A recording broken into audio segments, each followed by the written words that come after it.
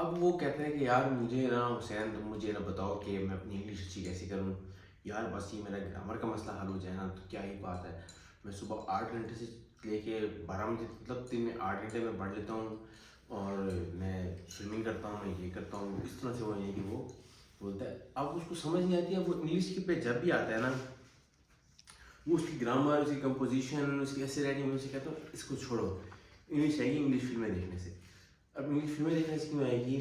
فلمیں دیکھی تھی کمیونیکیشن اچھا ہوتا ہے, اچھا سننے سے اور اچھا بولنے سے. کئی لوگ ایسے ہیں اردو لکھنی نہیں آتی ہوگی, پڑھنی بھی نہیں آتی ہوگی, اردو بول لیتے ہیں, وہ اچھی صحیح بول لیتے ہوں گے.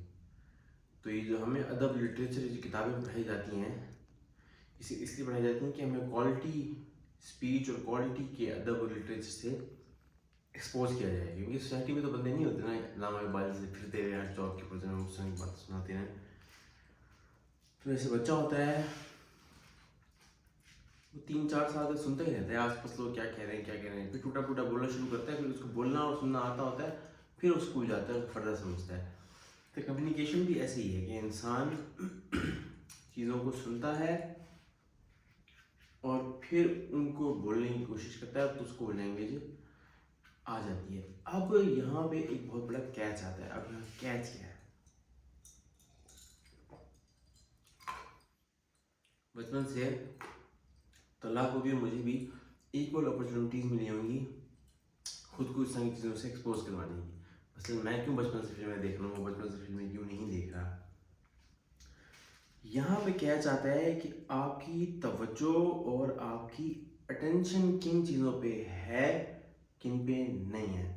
سر علی عمران والی بات جو میں کل کی تھی یا پرسوں کی تھی کہ ہم چیزوں کو فور گرانٹیڈ لے لیتے ہیں, تو اس نے جہاں جہاں انگریزی لکھی ہوئی تھی اس کو فور گرانٹیڈ لیا, کبھی توجہ نہیں کی, پڑھنے کی کوشش نہیں کی. کورس میں بھی جہاں جہاں انگریزی زیادہ نہیں آتی تھی وہ صرف منہ پھر طرح سے اپنی توجہ کہیں اور دی کسی اور چیز کو. میں پھنس کے تھوڑا بھولا تھا, کملا تھا, مجھے اور چیزوں کا پتہ نہیں تھا, تو وہی سامنے تھا تو میں نے اسی میں سر دے دیا نا جو بھی سامنے تھا. اس کے بعد یہ تو اور پھر سائیکولوجیکل پرسپیکٹیو ہو جاتے ہیں.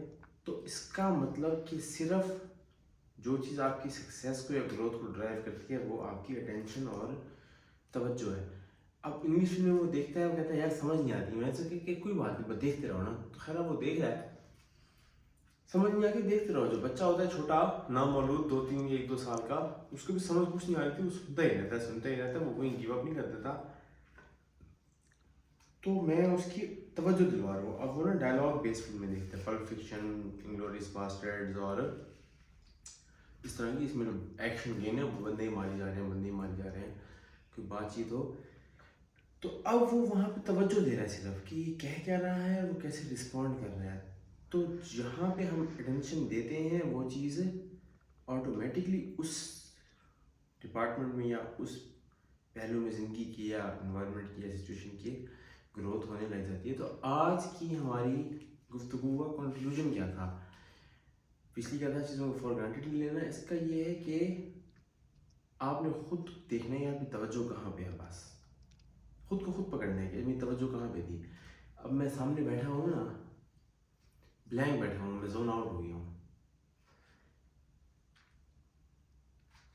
یا تو میں زون آؤٹ ہو گیا ہوں تو یہاں ہوں ہی نہیں, وہ ایک اور بات ہے. اب اگر میں سامنے دیوار پہ دیکھا تو میری توجہ کہاں ہے؟ براڈ بینڈ پہ ہے, دیوار پہ لگے ہوئے نوٹس پہ ہے, ڈیکوریشن پیسز پہ ہے, لائٹ پہ ہے, اس کی شیڈس پہ ہے, چیزوں پہ ہے, کن پہ ہے.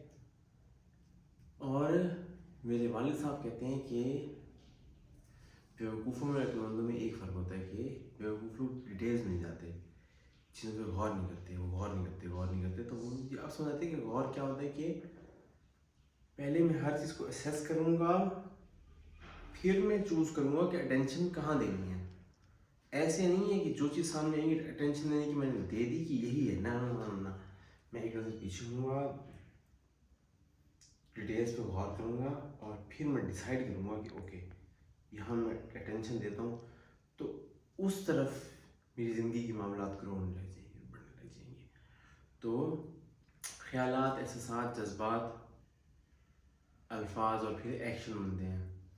تو آج کے لیے اتنا ہی. اپنا اپنے گرد نواح کے لوگوں کا خیال رکھیے گا. مجھے اجازت دیجیے.